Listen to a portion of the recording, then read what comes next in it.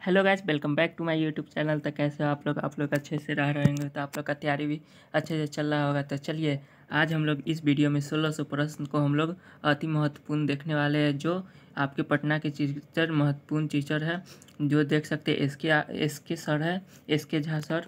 तो ये बिहार पुलिस के 1600 प्रश्न का अति महत्वपूर्ण MCQ जो साइंस और आर्ट पर सिलेक्टेड क्वेश्चन है जो लेके आए हैं, और इन्हें ना अपने एप्लीकेशन पर इन्हें पढ़ाया है। तो चलिए इनका PDF से हम आज सभी को इस वीडियो में कवर करने वाले हैं। तो चलिए हम लोग अंत तक जुड़े रहिएगा। तो चलिए फर्स्ट प्रश्न को हम लोग देखते हैं। ध्यान दीजिएगा, 1600 प्रश्न को हम लोग को करना है, तो थोड़ा स्पीड में करते हुए चलेंगे। चलिए आपके स्क्रीन पर पहला प्रश्न दिख रहा होगा। ऐसे व्यक्ति जिन्हें खाने के लिए पर्याप्त भोजन नहीं मिलता है, क्या उन्हें भूखे रहने से बचाया जा सकता है? तो इसका आंसर हो जाएगा सी, हाँ, समुचित वितरण से उसे भूखे रहने से बचाया जा सकता है। चलिए अगला प्रश्न है। अध्यापक इस पर चर्चा करें कि मनुष्य और अन्य जीवों के लिए भोजन क्यों जरूरी है। तो भोजन किस लिए जरूरी है? ऊर्जा के लिए। कमरे की अस्थियों की किस श्रेणी की हड्डियां कहते हैं? कमरे की अस्थियों को किस श्रेणी की हड्डियां कहते हैं? तो क्या हो जाए, कुछ अन्य अस्थियां। चलिए नेक्स्ट हम लोग देखते हैं। कमरे की हड्डियों का सबसे बड़ा और ज़्यादा कटावग्रस्त हिस्सा का क्या कहलाता है? कमरे की हड्डी की सबसे बड़ा ज़्यादा कटावग्रस्त हिस्सा क्या कहलाता है? तो आपका क्या कहलाता है? तो बैठने की हड्डियाँ। आप अपने कान और नाक को छूकर हिलाने से किस प्रकार की हड्डियाँ हिलाती है? किस प्रकार की हड्डियाँ हिलाते हैं? तो लचीली अस्थियाँ को हिलाते हैं। चलिए कान के ऊपर भाग को क्या कहते हैं? कान के ऊपरी भाग को क्या कहते हैं? तो उपास्थि कहते हैं। उपास्थि। पेशियों में संकुचन और अस्थियों में संकुचन का क्या अंतर होता है? तो आपका बी आंसर हो जाएगा। पेशियाँ अधिक लचीली होती है और अस्थियाँ अधिक कठोर होती है। चलिए शरीर में अस्थियों एवं मांसपेशियों का समाव्य का मुख्य उद्देश्य क्या होता है? तो शरीर की गति नियंत्रण करता है। विपरीत दिशा की संकुचन और अस्थियों की आवश्यकता क्या कहलाती है? तो आपका डी होगा, संकुचित और फूलने वाली।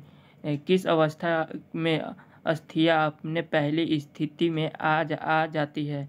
किस अवस्था में अस्थियां अपने पहली स्थिति में आ जाती है? तो क्या हो जाएगा? ए आंसर सही होगा। पेशियों के संकुचन के बाद। चलिए आगे देखते हैं।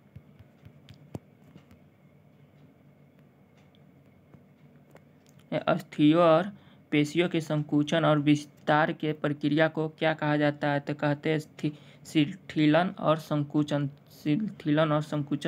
कहा जाता है। हड्डियों के साथ जुड़े रहने वाले जोड़ किस प्रकार के होते हैं? हड्डियों के साथ जुड़े रहने वाले जोड़ किस प्रकार के? अस्थायी होते हैं। कटाई के साथ जुड़े होते हैं। तो कासेरुका होते हैं। केंचुए के शरीर के पीछे का हिस्सा किससे ढका होता है? तो बाल से ढका होता है। केंचुए की गति का केंद्रित अंग क्या होता है? केंचुए की गति का केंद्रित अंग क्या होता है? तो पेट होता है। केंचुए के पीछे के हिस्सा का क्या नाम है? केंचुए के पीछे का हिस्सा का क्या नाम है? तो शार्क नाम है। केंचुआ अपने पीछे के हिस्सा को जमीन की सतह पर कैसे पकड़ता है? तो शार्क के द्वारा पकड़ता है। केंचुए का कौन सा हिस्सा आगे चलता है? तो इसका जो सिर होता है वो आगे चलता है। केंचुए के पीछे के हिस्सा को पकड़ का क्या महत्व है? केंचुए के पीछे के हिस्सा को पकड़ का क्या महत्व है? तो इसका हो जाएगा डी आंसर हो जाएगा, गति इनके लिए महत्व है। केंचुए के शरीर के दिशा को बदलने की प्रक्रिया को क्या कहा जाता है? तो दिशा के परिवर्तन। केंचुए मिट्टी के लिए क्यों महत्वपूर्ण है? तो क्या होगा, केचुए मिट्टी की उर्वरता को बढ़ाता है। केचुए मिट्टी को उर्वरता को बढ़ाता है। घोंघा का कवच किस प्रकार के संचालन होता है। तो यह आपका हो जाएगा मांसल संधि की। घोंघा की पाद में लहरदार गति से आगे बढ़ने को क्या कहते हैं। आगे बढ़ने को क्या कहते हैं। तो आपका हो जाएगा रेंगना। घोंघा की मांसल पाद किसके छूने से सिकुड़ जाता है। किसके छूने से सिकुड़ जाता है। तो आपका हो जाएगा किसके छूने से। ये हो जाएगा आपका, फिर से सवाल देखते हैं।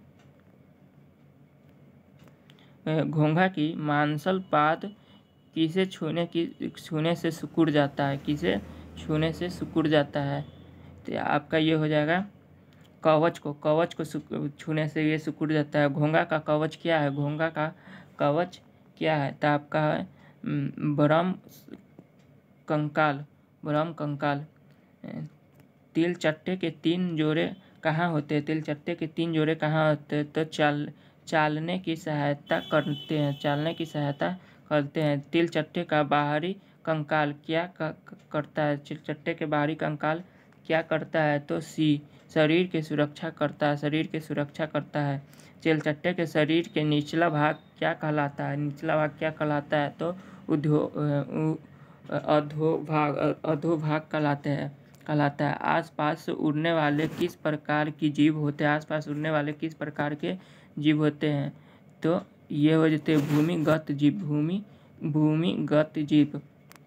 पक्षियों के शरीर में वायु कोश का मुख्य कारण क्या है। तो वायु कोश का मुख्य कारण है उड़ने में मदद करता है।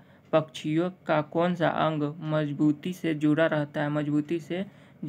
तो यह आपका हो जाएगा डैना। चलिए नेक्स्ट हम लोग देखते हैं। पक्षियों की अस्थिया का वाष्प कोश किससे भरा होता है। तो गैस से भरा होता है। किन पक्षियों पर शरीर क्यों हल्का होता है। किन्हीं पक्षियों का शरीर क्यों हल्का होता है। तो ये उपयुक्त में से सभी। अस्थियों का फूलने के कारण, वायु कोश को भर जाने के कारण, पंखों को फैले होने के कारण। उपयुक्त में से सभी आंसर हो जाएगा। किस प्रकार की मछली की विशेष आकृति जिसके कारण वह इधर उधर बहक जाती है। तो धराश्रीय किस्म। चलिए, मछली के पीछे का क्या उपयोग है। मछली के पूंछ का क्या उपयोग है। तो बोलिएगा तैरने में दिशा देने के लिए। मछली का जो पूंछ होता है तैरने में उसके दिशा बतलाता है। चलिए, मछली का शरीर पर FIN कहाँ पाए जाते हैं। मछली के शरीर में FIN कहाँ पाए जाते हैं। तो ऊपर और नीचे। मछली के कंकाल दुर्बुद को क्या कहते हैं। मछली के कंकाल दुर्बुद को क्या कहते हैं। चलिए आगे देखते हैं क्या कहते हैं। तो आपका सही हो जाएगा श्वसन प्रणाली की सपोर्ट। सांप के शरीर के लहरदार गति से क्या लाभ होता है। सांप के शरीर के लहरदार गति से क्या लाभ होता है। तो क्या लाभ होता है। तैरने में मदद करता है। सर्प के शरीर के विपरीत छोर को क्या लाभ प्रदान करता है। तो यह होता है तापमान नियंत्रण। चलिए आगे देखते हैं। शार्प के ऊपर के कौन से हिस्से मिलकर लहरदार गति का उत्पन्न करते हैं। तो होगा विशेष पेशियाँ। शार्प का कौन सा भाग में अवस्थित गति होती है। तो क्या हो जाएगा 41 का आपका बी होगा शेष पेशिया। चलिए आगे देखते हैं। मछली के शरीर के कौन सा हिस्से उसे पिछला हिस्सा के ऊपर करने में मदद करता है, पिछला हिस्सा के ऊपर करने में मदद करता है। तो आपका हो जाएगा कंकाल द्रवभूत। कंकाल द्रवभूत मानव कंकाल किस अंग के निर्माण में सहायक होते हैं? किस अंग के निर्माण में सहायक होते हैं? तो बी आंतरिक अंगों का। पक्षियों को उड़ने में सहायक कौन सी अस्थियाँ होती है? पक्षियों के उड़ने में सहायक कौन सी अस्थियाँ होती है? तो हल्की और खोखली। कंठाल किसका अंग है? कंठाल किसका अंग है? तो कंकाल तंत्र का। अस्थियों की कौन सी जोड़े विभिन्न प्रकार की होती है? संहितिया। चलिए 47 नंबर देखते हैं। कशेरुक दंत का सही अनुवाद क्या है? कशेरुक दंत का सही अनुवाद क्या है? तो यह होगा बैकडॉन।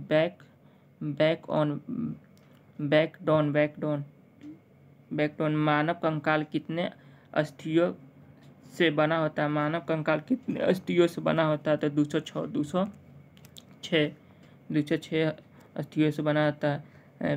प्रेक्टोनल जिग्रेल का अनुवाद क्या है? तो आपका आंसर हो जाएगा बी कंधे की अस्थियाँ। चलिए 50 नंबर हम लोग प्रश्न देखते हैं। हृदय घाट का अवदोलना शरीर के कौन सा है? हृदय घाट का अवदोलना शरीर कौन सा है? तो यह हो जाएगा एस्ट्रालिम बदी। चलिए अगला प्रश्न देखते हैं। कंडूल खिलका संधि का क्या अर्थ है? कंडूल खिलका संधि का क्या अर्थ है? चलिए देखते हैं। तो यह आपका हो जाएगा आंसर सी हो जाएगा बॉल एंड सॉकेट ज्वाइंट आपका आंसर हो जाएगा। चलिए आगे देखते हैं। शरीर के अंग जहाँ से मुड़ते हैं उसे क्या कहते हैं? शरीर के अंग जहाँ से मुड़ते हैं उसे क्या कहते हैं? एक और दो दोनों सही। संग कहते हैं और जोड़ कहते हैं। संग जोड़ दोनों कहते हैं। चलिए दोनों सही हो जाएगा आपका।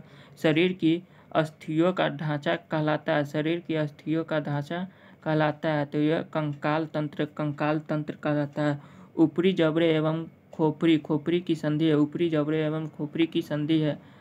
तो आपका बी हो जाएगा अचल संधि से निम्नलिखित में से किस जीव की अस्थियाँ खोखली किंतु मजबूत होती है? अस्थियाँ खोखली किंतु मजबूत होती है। तो पक्षी की। निम्नलिखित में से कौन सा जीव मिट्टी खाते हैं? तो केचुआ। तेलचट्टा द्वारा किस प्रकार की क्रियाएं होती है जो बाढ़ कंकाल बनाते हैं? तो आपका होगा तीन जोड़े पैरों और 2 जोड़े पंखों का जुड़ना। 3 जोड़े पैरों और 2 जोड़े पंखों का उड़ना। चलिए आगे देखते हैं। अस्थियों को सीधे रूप से सहारा कौन देता है? अस्थियों को सीधे रूप से सहारा कौन देता है? तो आपका हो जाएगा कंडला संधि। उपस्थियों में किस रूप से शरीर का सहारा बनती है? उपस्थिया में किस रूप से शरीर का सहारा बनती है? तो आपका भी है संयुक्त रूप से। कोहनी का अस्थिया किससे जुड़ती है? तो यह कंडला संधि से। गति करते समय किस रचना से अस्थियाँ एकीकृत होती है? तो आपका हो जाएगा। चलिए तो 61 नंबर प्रश्न हम लोग का। गति करते समय किस रचना का अस्थियाँ एकीकृत होती है? तो क्या हो जाएगा आपका सी आंसर हो जाएगा स्थानयुक्त बंधन। चलिए आगे हम लोग देखते हैं। अगला है जलीय जीवधर्याय के गति के साधारण क्या प्रकार है? क्या है? जलीय जीव धारियों की गति का साधारण प्रकार क्या है? तो आंसर हो जाएगा इसका लहराते हुए चलना। 33 नंबर देखते हैं। कंडाला खलिका संधि किसे कहते हैं? कंडाला खलिका संधि किसे कहते हैं तो क्या हो जाएगा, मांसपेशी, मांसपेशिया का जोड़, मांसपेशिया का जोड़। कपाल, कपाल की स्थिति कौन सी गति करती है, कौन सी गति करती है?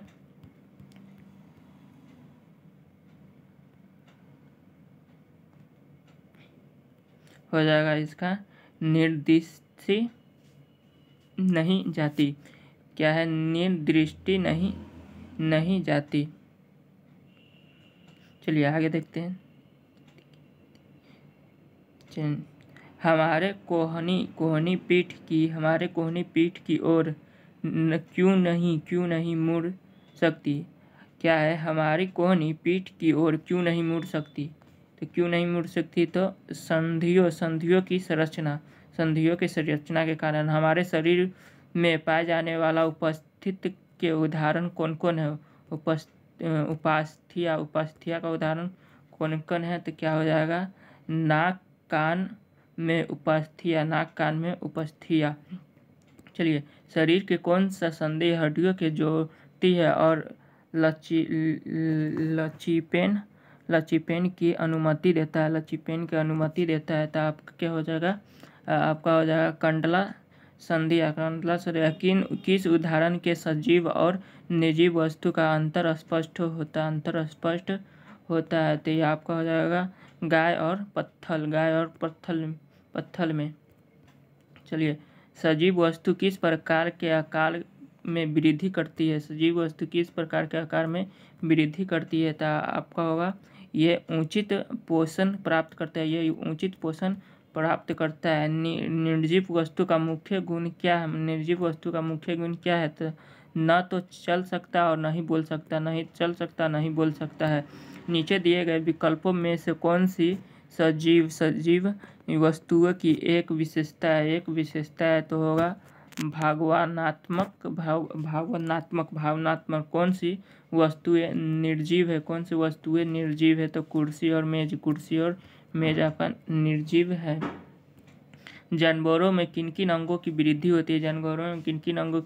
सभी अंगों की। प्रकाश संश्लेषण किसके द्वारा होता है? प्रकाश संश्लेषण पौधे के द्वारा होता है। मनुष्य की उम्र के किन अवधि में सबसे अधिक वृद्धि होती है? मनुष्य की उम्र में किस अवधि की सबसे अधिक वृद्धि होती है? तो क्या बोलेंगे, 13 से 14 वर्ष। 13 से 14 वर्ष। कुत्ते के पीले वयस्क बनने के लिए कितनी अवधि होती है? कुत्ते के पीले वयस्क बनने के लिए कितनी अवधि लेते हैं? तो इसमें क्या होगा, आपका हो जाएगा 12 महीना।